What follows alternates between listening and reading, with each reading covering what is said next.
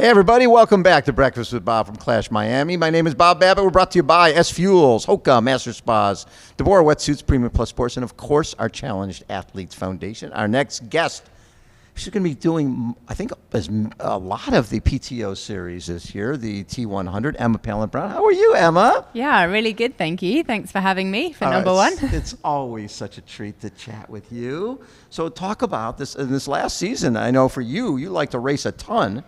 But you had such a great season with 1, 2, 3 wins, but you did what, 5 challenge 570.3s? That's a lot of long distance racing.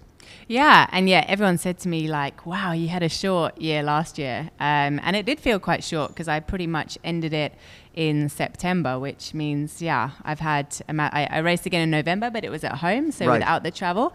So I've actually had a massive block at home, which is unheard of for me. What's always so difficult when you're from South Africa, or you're from from Australia or New Zealand, anywhere you go, it's not like you travel for the weekend. You know, you've got to commit. I'm going to the States or I'm going to Europe. It's very difficult when you're first getting going in this and to be away from home for so long. Yeah, definitely. And we have 2 puppies that we miss a lot. And it makes it harder. But when I heard the announcement for T100 London, I was like, amazing. Like, that's so easy to get to. And it's still like an 11-hour flight. So when you're classing that as an easy travel, then wow. You realize you travel far. Well, how long did it take you to get here? We actually did it via London. So I had a week in London, did a 10K race, saw all my family, and then, London to Miami was pretty simple. Yeah, not bad. When you look back, because you came from world-class running background, and that transition to triathlon, what did you like about this sport right away compared to elite running? Yeah, I love the challenge. I think for me, I was used to being a front runner. Like, I like to take it out hard and just be at the front all the time. Having probably one of the weakest swims, I was always at the back, and I had to chase, and I had to fight my way through, and I had to never give up till the finish. So I love that, like the challenge of it, and then also racing with people. Like, often as a runner, it would be like stadiums full of people, but it's you and a couple of competitors on the track. That's it. You're not like having the whole just the back and forth, right? There's sort of being able to compete. Yeah. So how far did you get as a runner, and when did you make that transition? Yeah, so it's 2012. To go London? Yeah, London. I was a London girl. Everyone was, all in for that goal. And unfortunately for me, I'd had knee surgery and it was still bothering me. It was the trials race. And that's kind of what made me think, okay, I need to swim and bike and stop running for a bit just to keep fit. For rehab. Yeah, rehab, exactly that. And it worked back the year or 2 before. I'd done that into European cross country and won the under 23 race. So it kind of worked. And I thought it's just going to be something to tip me over. And then, I fell in love with it. What's so funny about that is very similar to Chelsea, right? Chelsea's running 6 stress fractures aside. You know what? Your husband, you're doing all the swimming and cycling. Why don't you just jump into this triathlon stuff after he watched Gwen Jorgensen win the gold in 2016, coming from a swim and run background? Did you have success right away when you made the move? No, not at all. Not even close. It was easy to find your bike in the rack when you came out. Exactly. Yeah, I didn't have to hunt for my bike, not at all. It made me tough mentally, and it humbled me, and taught me that sport is sometimes more about winning, and it's the long-term goal. What was your best distance on the track? I would say probably 1500. I was going to say 15. And then, when I got kind of 5K, 10K, but still, like 1500's a 4-minute event, and now I'm doing a 4-hour. Well, that's what's so funny about it, because when you're a 1500 meter runner and somebody says you should do a 5K, you're like, what are you, crazy? And especially 10K, I can't count all those freaking laps. That's the silliest thing ever. Now you're doing things that are taking hours and hours. Yeah, now I'm like, marathon, give it to me. You like it? Yeah, I want to do a marathon for sure. Like, that's definitely a goal in the coming years. Now, full Ironman, is that something?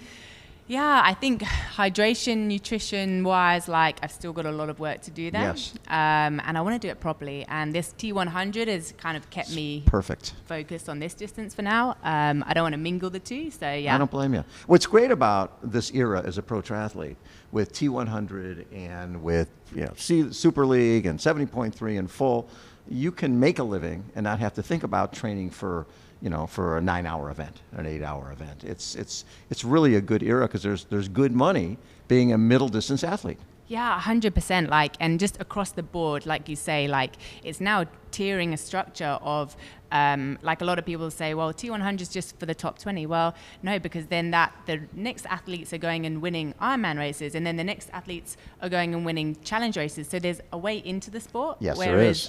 When I was coming to the sport, I'd turn up and be, against 10 top girls, and there was no leveling of tiering of races. Well, we had it where in the States you had this lifetime triathlon series in the 2012-ish era.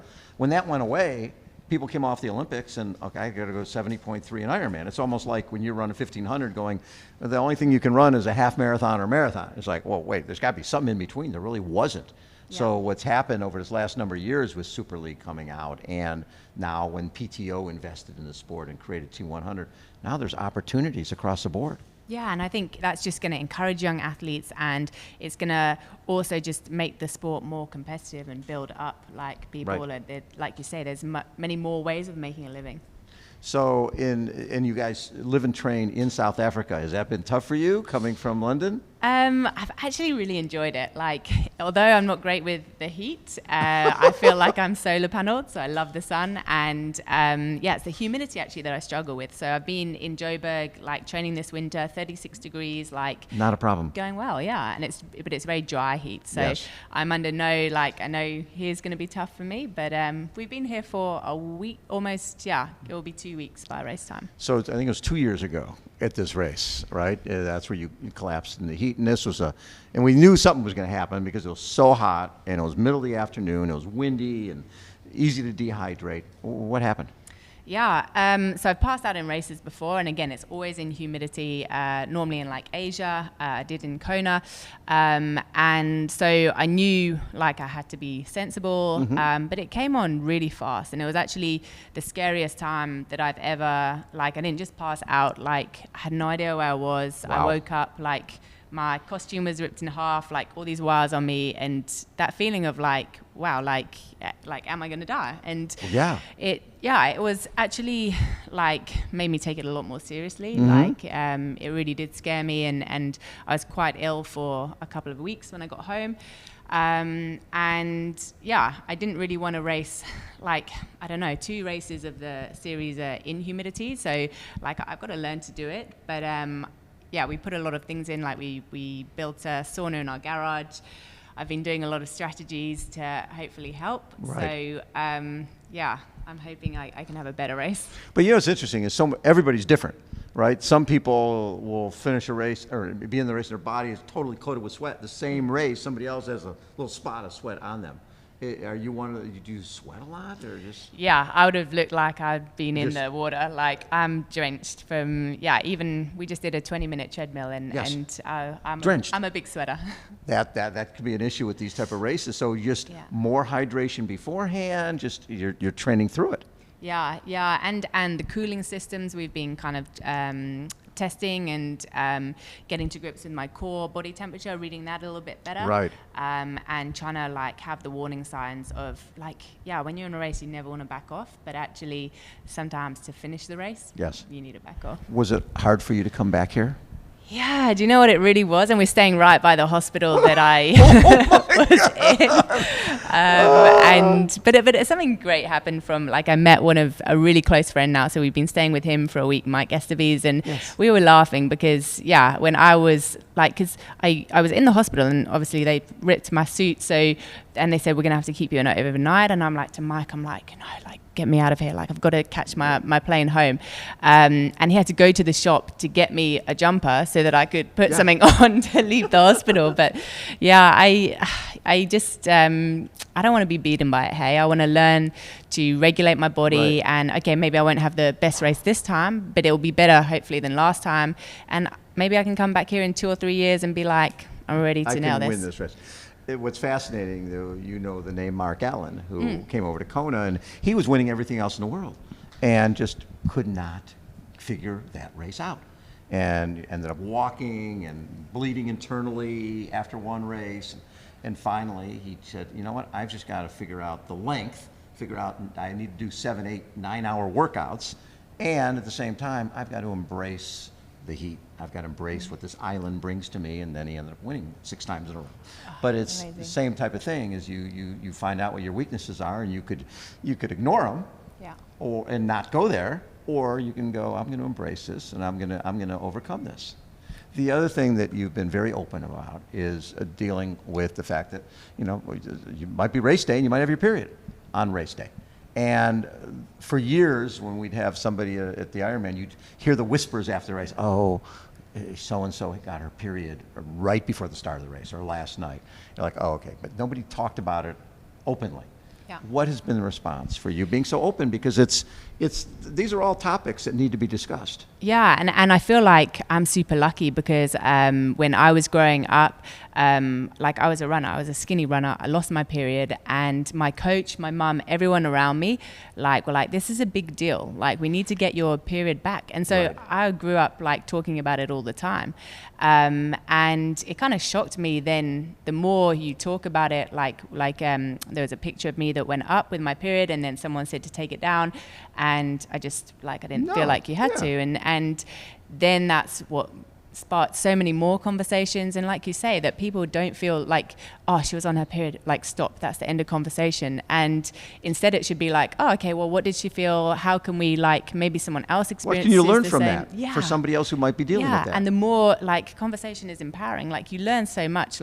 I'll sit and watch Bob Babbitt's, and I learn so much from what people say pre and post race. Yes. It's the same thing, talking about periods, there's so many things we can do to help. Well, and you've got young girls out there who, the reality is something, one year they were doing bone density tests in Kona on men and women. Yeah. And the men over 50, their bones are like a rock. For a lot of the women who had been running from very young, they didn't have a period, and their bone density was pretty shot. It was bad. So that's education. So people can learn from that, going, it's not good for you not to be having your period, right? Yeah. And coaches need to be aware of that to make sure they're not putting a workload on that's a negative for the athlete. Yeah, 100%. And the statistics as well are shocking of the amount of girls that actually skip PE or sport on their period. It's massive. And that percentage, if you think of, okay, they're doing that every single month, how much sport are they missing? How much is that then influencing later life? And just so many things. I think there's so many barriers out there that, like you say, the more we talk about it, we find solutions, it can only be a good thing. No question. So what are your goals here? Get through this thing smiling? Yeah, exactly that. I think, finish the race, get through it, learn from it, and be able to keep coming back to humid place. I mean, if I could one day race in Singapore, that would be amazing. That's the only one I'm not doing this year, because I do think that's a step. It's a little too much now. Yeah, but too down far. The line, but no reason and this is a stepping stone to that. So, to, like you say, finish with a smile on my face, and it'll be a good day. And I'm sure you're talking about 2012 when you were a runner, and now we're talking 12 years later, and you're still a professional athlete. And if you were a runner, there's no way that you wouldn't be. I don't think. Maybe you'd be running marathons, but my guess is that the injuries would have gotten you, and you would have been out. Don't you think? Yeah, definitely. The type of runner I was, especially the skinny kind of body that I had, and like you say, actually triathlon not only gives you longevity, but also the health of your body. I am probably 4 or 5 kilograms heavier than when I was a runner. Yes. And healthier. Yeah, I just ran a 10K PB. So What'd you run? 32, 33. Wow. So you can do it being there's healthy. No do you think, and this has always been one of my pet peeves, that I think a lot of running coaches, their whole thing is they have a star like an Emma Pallant-Brown. They're going to run you because they're trying to get their next job. You're the horse. They're going to keep running you, and you're going to be in the relay or the medley. You're going to be this. You're going to be that, and then they burn out. And I've always felt that these coaches should be incorporating swimming, incorporating cycling, because those sports will make you a better runner, right? And just running, you end up with stress fractures. Yeah, 100%. And you see so many, like you say, a lot of older athletes are doing that, but then why aren't you doing it as a young athlete? It Absolutely. shouldn't be something you get injured and then turn to. Actually the superstars like up here, like actually have a bit lower volume in terms of running. No question. They do their hard running, but then they supplement with a lot of steady cross training. Yeah. Like that's, as kids, learn from that and start training them in. And hopefully it's something that's going to start catching on with coaches. And we'd like it because the coach is always looking for their next job. And so they're going to try to have these athletes win. But if their athletes are injured, they're not winning anything. Yeah. And at the end of the day, one of my favorite coaches, Coach Bob Larson from San Diego, coached at UCLA. And I said, what makes you a successful coach? He says, if my runners are still running 10 years after I work with them, then I was successful. And I always like that because these are lifetime sports. Yeah. It's not just about what you accomplished in college or right out of college. It's about you still loving it all these years later. And the fact that you're still loving it is the best. Yeah, right? 100%. Like I can't imagine life without sport, and it brings so much to people's lives. And like you say, it should be a lifetime thing. And they're the best coaches for sure. Have you found that since you went public with what you were dealing with, a period that you're now becoming a little bit of a role model for a lot of younger girls who you didn't think about at the time? You're just trying to be honest. But at the end of the day, the byproduct, there's a lot of young women out there who are becoming empowered because of what you said. That's got to make you feel good. Yeah, 100%. And so many women, like I went to a local triathlon in Miami at the weekend. My husband raced, and a lady came up to me. She's like, Emma, I just wanted to say, I'm on my period today. And she was like so proud of it. And I was like, hell yeah. And how was your race? And she was like, you know what? It wasn't as bad as I thought it was going to be. And I was like, well, there you go. You keep telling people that. And like, that just, I don't know, that means a lot to me. Well, because the deal is, this is a very selfish sport. You go swim, you go bike, you go run. You don't realize who else is out there being motivated or inspired by what you're doing. Sure. And when you know that's going on, it makes the sport even that much more important. Yeah, 100% agree. Have a great race on Thank Saturday. You so much. It's going to be so fun. And it is later in the day. So be running under the lights. I know, it's going to be amazing. It's going to be nice and cool. And people will get to see that the woman who just ran her PB, it was a 10K? 10K, yeah. 10K is ready to run fast, especially under the lights. Thank you so much. Emma Pallant-Brown has been our guest. Everybody, again, Breakfast with Bob from Clash Miami. Hold on. We will be right back.